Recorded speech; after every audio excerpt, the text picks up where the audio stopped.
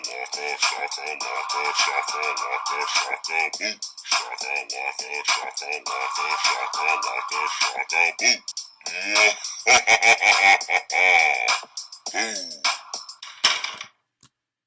everybody, welcome back to the Booshakalakapodcast. I am Tiffany, joined with Pierre. Hi everyone. All right, he's letting you guys know that he can breathe out of his mouth. So I'm so glad you're able to breathe out of your nose and your mouth. It is a great accomplishment to have. I wish that you would have had soliloquy or whatever it is you do every time we start the episode. But, you know, I did, but you wouldn't have gotten it. Well, just like Alex in this movie, none of my wishes come true. Gang, we're here for Wishmaster. It is National Wish Day on April 29th. We could have done another Wish movie, but this is the perfect one for this podcast. The synopsis is a gemologist, didn't even know that was a thing, unwittingly frees an evil genie that plays deadly tricks on her friends and acquaintances. And I think it deserves a remake. The special effects, the non-CGI special effects were great. There were times where I looked at the TV and I was like, ew! It was really gross, but Wishmaster is it for me. We start off with the Persian emperors, the Emperor's New Groove. And the djinn asked him to make another wish. And he says, show me all the wonders. Show me wonders. And it's like the worst wish he could have fucking made. So chaos erupts within the palace. Some of the practical effects are amazing. Like people's bodies are getting ripped over and people are becoming skeletons. What the Cindy? This is a skeleton. This is bones. Like things are like little wiggly things are coming out of people's mouths. Like it was like the fact that Wes Craven was involved in this movie. I was like, so did he just redo Aliens? It was like this. I don't know. I saw so many movies in this, but it was just a lot going on in the palace.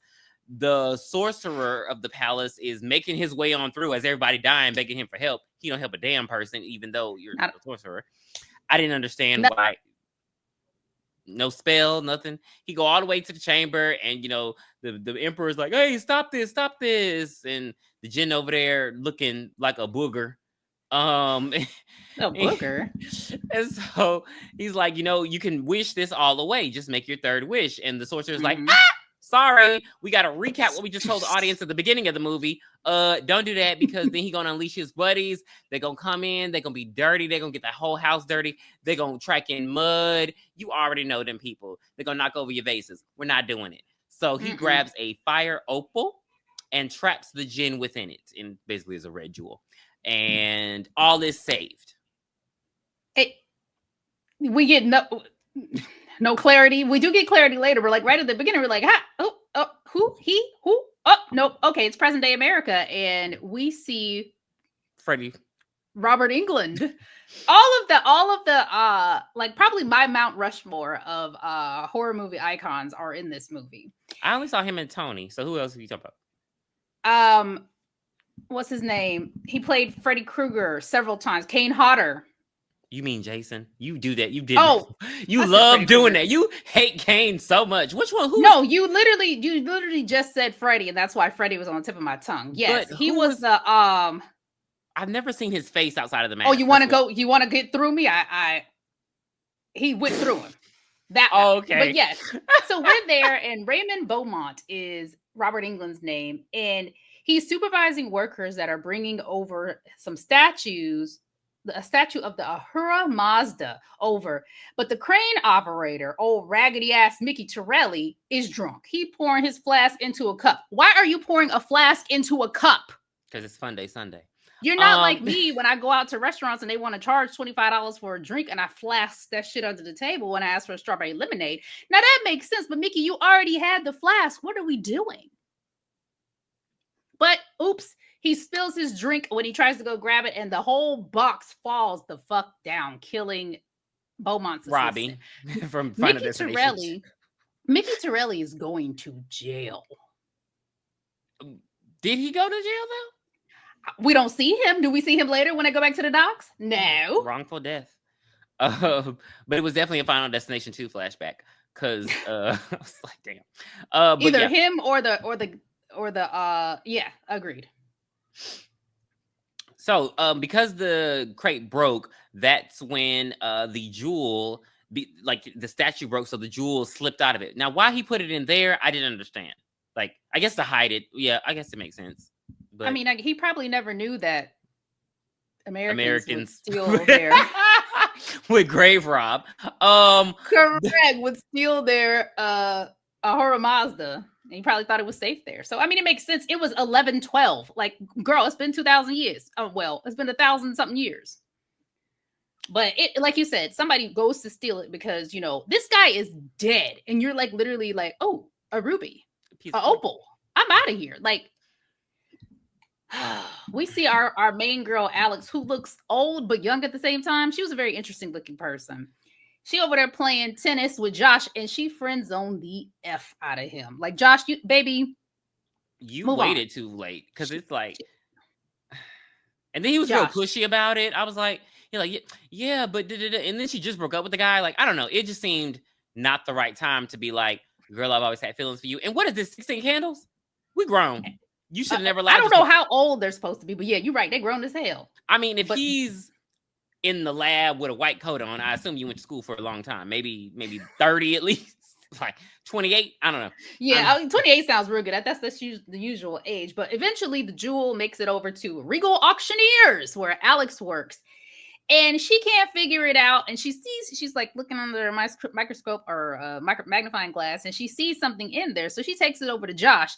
It's like, he gets curved yet again. But it's like, Josh, do this for me. But the only thing you can do is take me to a baseball game with a hot dog. And not that hot dog. And when the hot dog, Oscar Mayer.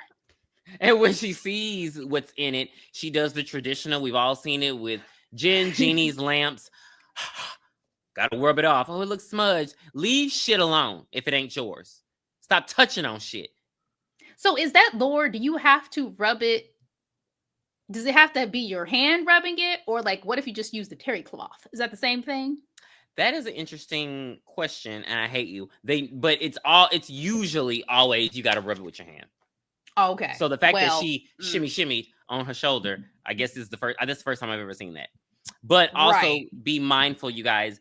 Jinn, again, Islamic, Arabic. The genie stuff, the Aladdin, the lamp, that's Western Disney shit. That's the only time that, I mean, seriously, like that. We're the only people who do the lamp and the genie and the genie nice and all that. The sesame, all that good shit. But guess what, baby? She should have took Josh up on that offer because he about to die. He's trying to. I don't understand because I didn't know what was going on either. He was like lasering the jewel, and then it cracks in half, and it explodes. Again, practical effects. It explodes, a huge explosion, but he all cut the hell up. He dying in agony, and then we get the alien. We get Vern Troyer. I know that was him. I know that was him. I haven't Googled it, but I feel like that was him. I don't think that was him. I don't think he would be. Okay. Because I don't think he was that old. That's the only reason I'm saying that. I don't think he's that old. He is. Or I want him to be that old. Okay. Look, well, at the end, I bet you $2 is him. Moving on. Okay, $2. He asked him, so he's like, "Is the pain terrible? I can help you with that. I can ease your suffering. All you have to do is wish for it." Okay, that the only thing I'd be wishing for is for him to get the fuck out of my face. And of course, as we know with Jinn lore, it's always a trick to these fucking wishes. Do you want me to release you from the pain? He gonna say yeah. So what does he really do? He kills them because technically you're released from your pain if you're dead. I mean, that's what everyone says. Like, oh, but how he know he wasn't going to purgatory? Good question. Somehow Alex, since she is one with the Jinn, can see Josh dying. So she rushes over there to go see what the hell is going on. And the cops are like, "Get your ass out of here. How you know what's going on? What you doing here? And who are you?"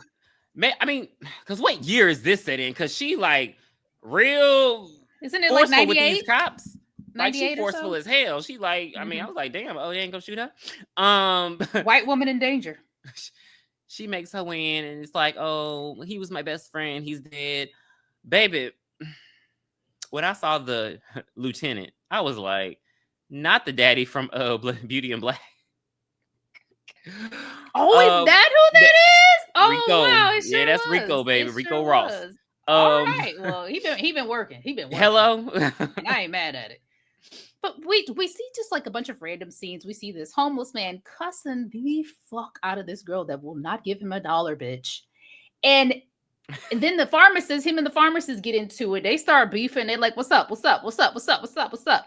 Nothing happens. And the man goes around the corner and the djinn comes over with a hood on talking about, Hey, I heard you. I'm so tired of these crackhead villains. I heard you had a little wish over there.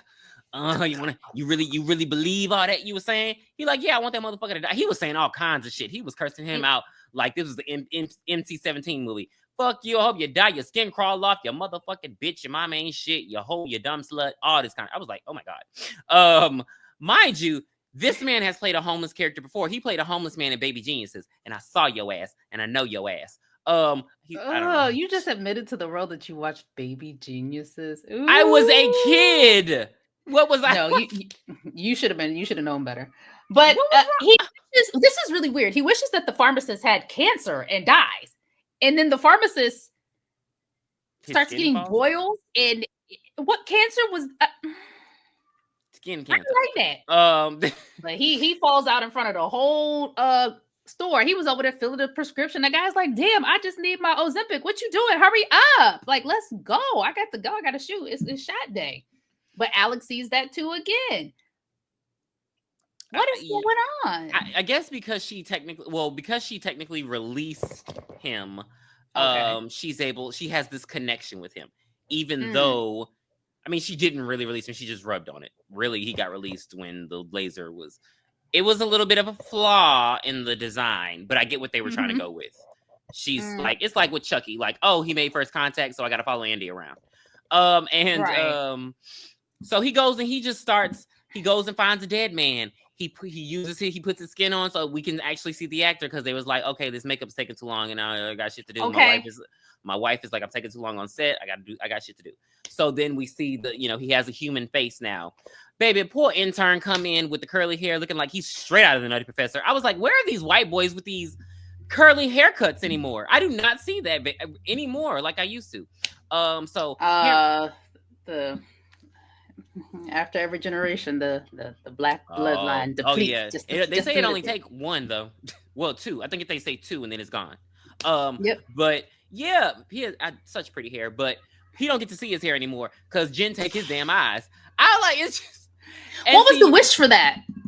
I don't even remember what the wish for. Okay, I don't either. Like, maybe so I can unsee it. I don't know, but I do know you were right because you said before you're gonna hate him. He was pissing me off. Going around town, he getting suits. Everybody nice to this man. There is nobody who is rude to this bitch. But he go up to this pretty ass girl. She is like, 90s gorgeous. She helps him with his suit. She's like, oh, you look great. He talking about, it sounds like a wish in there. You're so pretty, but beauty fades. Do you wish you could be beautiful forever? Well, yeah. And now, ooh. Hollywood. I'm like, what? He done turn her into a mannequin? Like, it's just bullshit. He's fucking with people for no reason, and it was pissing me off. He really, really is. He really, really is. Because it's like, I thought it was funny. Because it's like, why? And then I had to. Well, we find out later why. He needs souls to power, himself. And it's only the 3-wish rule only applies to the person who freed him. So Alex is the one. Her name's Alex, right? Yeah. Okay. Alex has to make the 3 wishes. So everybody else get free shit. If you get it right. And you can word it in a way where he can't fuck you over. Right. But she goes over to Beaumont because she tracks down where the gem came from. She goes to Beaumont and he sends her to a folklore professor, which was actually his character in Urban Legends. He taught folklore 101. I'm so tired of these people. And the professor explains the history of the gem and the nature of the djinn. Djinn grants the wishes in exchange for souls, like you just said. But djinns are demonic in nature, and the wish is going to be twisted for the djinn's amusement. So right now, like you said, he just acting a fool, and Alex still sees every time that something happens. This was the best part of the movie for me. The airplane. So the djinn, Oh. no. Oh shit, that's number one actually. So this is number two. The djinn goes to search for Alex, and he ends up at the police station. Oh my And god! he's talking to the lieutenant, and he's like, "Yeah, I need to give me Alex's address. Give me Alex Johnson's address." And the officer's like, "What you want with this address for?" He's like, humana. What's wrong with you? Why you keep looking at a man over there? And the lieutenant tells him, I'm looking at that guy because he's the scum of the earth. You know, every time we arrest him, he slips through the cracks, and I just want to nail this guy. I want him to send him to jail. You know, throw him, lock him up, and throw away the key. That's what I want to happen. And I hate you. The djinn says, "Is that what you would like?" And the guy says, "Yes, that's what I would like." He never wished for it. The djinn causes the guy, the criminal, to pick up one of the officer's guns and start unloading it throughout the whole precinct. I mean, killing so many people. I counted the shots. 20 rounds. I don't know if that gun can hold 20 rounds, but whatever. So he's just shooting, and everybody's like, okay, you know, obviously he's gonna go to jail without a doubt for this. He's shooting. His strength is like, he has superhuman strength. He's breaking wrists, trying to hold him down. Like it was a lot. It was chaotic. And then the lieutenant ends up shooting him, killing him. And during that time, the djinn slipped away. He's like, well, you ain't gonna give me the information. I'm going to the records room. Like, right. He done grabbed the address and everything. Now, mind you, the effects were good, but the shimmy, Cocoa Puff with the shots, I was like, now he gonna shoot him 17 times and he gonna still be alive. I was like, baby, you can tell when the director say, just go for it. Like, do it as they should. So we meet Kane Hodder over there. He's a security guard, and here comes the djinn. Like, what's up? I need to get in there. He's like, nah, you can't get in here because I need you to leave. And this part is hilarious because he tells the djinn to leave. So the djinn does turn around and it's like, no, I got to get in there. And Kane Hodder's character says, yeah, I'd like to see you try it. Did he say I'd like to see you try it? Go through me? Yeah. How did he said, I need to get in there. And he said, the only way you'll do it is if you go through me. And then I don't know how that was a wish, a want. I'd like to see you try. That's what it was. I'd like to see you try. So you gotta go through me. Like, ain't no wishes. This is like, I'd like to see you try, master. You can't even be this bully. Special effect was terrible. He turned into glass. I don't know what that was. He just it was like a pane glass. And then he just walks through him, and then it shatters and just. I was like, get off Microsoft. Stop. That was really, really bad. Really, really bad. But then after this is the best part. And if you've listened to our podcast, I have gone over this story before. And guess what, baby? I'm going to go over it again. So he goes to see the pawn shop owner, the one that got the gem from the guy that stole it from the boating site. And Nick agrees to help him. His name is Nick. He agrees to help the djinn in exchange for $1 million. Then we just skip to this old lady, and she's like, yes, I'm signing my life insurance claim. Da da da da. All right, you have a great day. I'm going on vacation, baby. She gets on a plane, and the fucking plane explodes. He got $1 million because his mother died. Like, it'd be bullshit, bro. It'd be like why are you taking it that far, Jen? Like, sir, you could have literally. I mean, there are so many other ways. Like, Jesus. And then he just starts stalking Alex at this point because he needs Alex to go ahead and make them 3 wishes. You know, we got to fulfill the prophecy. He ends up at her basketball game because she just randomly is a basketball coach. Yeah, I don't know how you had.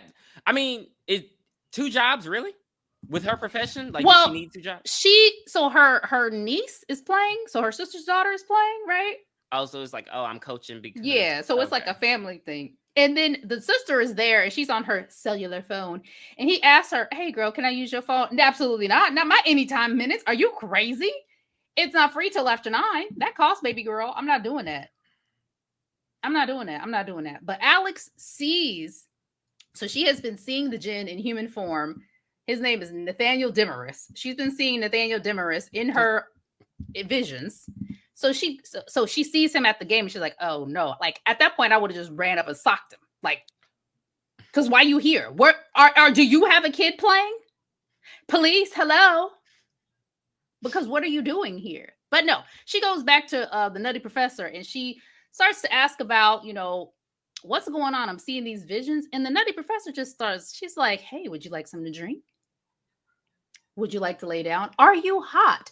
Are you this? And Alex asks her, why do you keep asking me for things? Girl, answer these questions about this fucking gin. Oh, guess what? It is the gin. Like, why are we playing games? Like, it was a lot of bullshit. So why are we playing games? She like, oh my God, what'd you do to the professor? Oh, he be on that bullshit. I showed her my true face. I asked her if she wanted to be free from fear, so I killed her. Like, just bullshit. Like, I mean, he mutilated her. He mutilated her. You got to do all of that. So they get into it, and he talking about make a wish. Oh, I give you a freebie. So I wouldn't have believed that. When I first saw the movie, I thought that he was going to get her then and there. I didn't know that it was really yes. But she asked him. She actually makes a smart wish as her first free wish, and she says, "I want to know what you are. I want to know what you are." Because her free wish is, "I want you to blow your brains out." Oh yes, I want you to. Yeah. Okay, so never mind. She was stupid in the beginning. Yes. I want you to blow your brains out. He does, and he's like, "Yeah, I'm immortal, but that hurt like a son of a bitch. It even bled." He sounded like Chucky at that moment, even though he's not Chucky. But then she asks him, "Who are you?" And he takes her to his home that is red. He takes her to the Ruby, and there ain't no furniture in there. So I understand why he don't want to live there no more. Like, it's not comfortable. Where is he sleeping? On that chair. I don't like it. That's not comfortable. Can I sleep on top of the smoke? No, I don't want to do this. Whatever. She sees all the tortured souls and bugaboos. She never seems really scared in this movie. No. But she does make I guess it was a smart wish, but I mean, she was like, I want to be in my apartment without you. So get the fuck out. And right. So, she should have added a little caveat, without you for the next 10 hours, because he could have always been outside the door. Hello. But he wasn't thinking either. So now we in a race, because now she only has to make one more wish in order for him to get his buddies from hell and then take over the world. And she has no plan. Nope, but she wants to go find her sister because she's seeing her sister in her visions as well. Her sister over at the block party down the street, hosted by Beaumont. Like, how are all these people connected? How does her sister know Beaumont? Right, like I just feel like that's an upper echelon, but maybe it's because of the 90s. It wasn't that hard to know a millionaire, billionaire. No, I guess. Wait, no, I'm sorry. He invited them. I guess. Look, whatever. He invited them. Let's just go with that, because we know when you get there, there's a guest list and you better fucking be on it, or Tony Todd, aka Valentine, gonna kick your ass. Right. So she roll up and she be our girl. She ain't our girl. Right. Alex. But I mean, she do roll up and be like, hey, there's this guy following me. He trying to kill me. Don't let him in. Then Tony Todd, Johnny Valentine just did not fit him. Johnny Valentine. What should it have been? Johnny Halloween? Yeah, something like that. I don't know. Johnny Valentine just sounds like he's Italian. But he does do his job. He roll up. He like, hey, I ain't letting you in, you motherfucker. Like, he was just, I mean, he did his job correctly in not letting him in the beginning. But then this man get to talking. Oh, do you like doing the same thing day in and day out? Don't you wish to be free from your routine? Don't you want to escape? Stop talking to him. Like, It was easy for her. When you're cold, you're hungry, you want stuff. Stop asking me all these questions. It was easy for her to shut that lady down, and she knew her. So why is it so easy for these people to just be like, well, yeah, I want a little kink. Yeah, I want to get a little escape. You put this man in a water. He said, I want to escape my routine life. And now you're in a water tank in a straitjacket. Like, and he said Houdini got out in 2 minutes. Could you imagine leaving that party or going out to just smoke a cigarette and you just see somebody in a damn tank? You'd be like, I push it over. Just push it. Okay. The Collector. Not sure if you've seen that, but The Collector. But the djinn goes in and he talks to Beaumont. I don't know how he knows it's his party because Johnny Valentine mentioned it. And Beaumont, dumbass, wishes that his party could be unforgettable. That's all he needed. And it's the same party from the beginning. Yeah. Like, what does the lady? Oh yeah, because one lady, she like literally she turns into glass and she shatters, and her pieces cut this man's face open. It was just a lot going on. The paintings start coming alive, snakes coming out. It's literally the same thing as before. It was a night at the museum, but scary style. I need to watch that movie. Everything, any art you could think of, there were like statues. They were coming to life. Yes, exactly. The clank clanks. They were coming to life. The pictures were coming to life. Everything. It was total and utter chaos in there. Security guards coming to help. They don't help. Where was our girl going? Where was our girl going? She was running after her sister, but it was too late because the djinn put the sister into a burning painting. And so do that pose you did earlier. That's how she was. That was the sister. They like that. And they love that. I love it too. But the djinn is like, all right, girl, time to make your wish. Or your sister dies. I'm tired of playing with you. And Alex, her mind, E equals MC squared, light bulb, numbers, plus sign. Monkey, this is Agent Honeydew. Help us. Amy want green drop drink. All of that stuff. And she says, I wish that Mickey Torelli hadn't been drinking on the job 2 days ago. And the djinn was like, oh, I do want to point out, he always says, make your wishes. A bee went in his throat before. But she makes that wish, and the djinn is like, as you... mother fucks. Because she got him. Reverse. Because Mickey wasn't drinking, he didn't drop the statue. That guy didn't die. Tony Todd didn't die. Nobody died. And she agrees to go out with Josh for the burger and the beer. But that's it. Nothing, like, why you acting weird? And she just winking and shit. Girl, usually in those movies, like if you have somebody that is into you, you like them a little bit, but you're not quite there yet. When they die, you're like, oh, he's the only man I ever loved. I want to be with him. She still was like, no. Ball game and a hot dog. Period. Nothing. This is enough. More than enough. But nobody died for real, guys. I did like that ending. I like that ending. And, nobody died for real. The djinn is just sitting in a jewel in the statue, chilling like he doing it. And the second one is crazy because he goes to jail in the second one. As he should. No, he goes to jail so he can get a lot of people to make wishes in the jail. Oh, well, of course. Yeah. Yeah. All right. So that will do it for Wishmaster. I would like to rank the wishes. So I want you to tell me what was your favorite one. So we have the wish to be beautiful, the wish somebody had cancer, wish to take the pain away, wish to walk through me, wish to escape the routine life, or the wish to see wonders.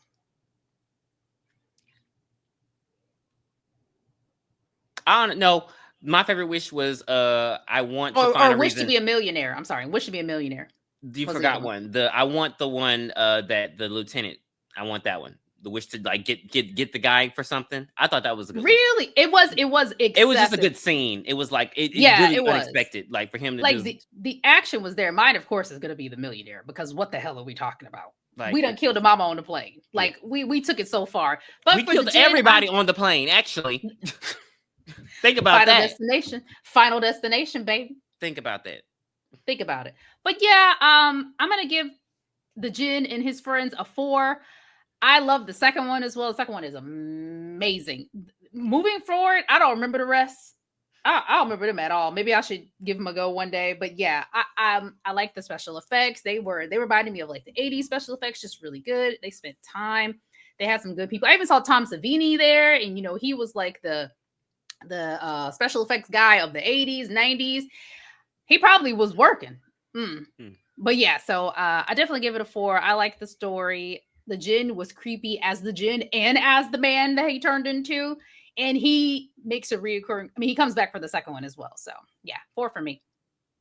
I'll give it a 3. I could watch it, but I would probably scroll a little bit until he started doing his crackhead shit.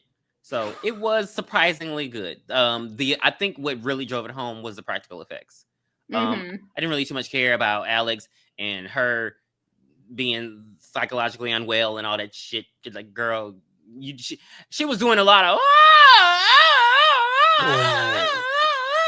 I'm like, okay, this is not porn. Like, but she wasn't. But she never looked scared. No, but it's just like all them can vote. Like, girl, chill. Like, this is not the movie for that. It's just getting shot up. Yeah. Well, all right, guys. That'll do it. Happy Wish Day. Please be sure to come back with us for the next 6 episodes. We will be doing the Final Destination franchise, starting with Final Destination 1, 2, 3, 4, 5 o'clock rock. And we are going to the theaters to see Bloodlines. So we will have that newest one for you at the end of the month. So we'll see you then. Bye. Where did you hide it, Dan? Please be sure to send us your requests at booshakalakapodcast@gmail.com. You can find us on Twitter X, Booshakalakapod. You can also find us on Spotify, Apple Podcasts, and Instagram at BlueSky.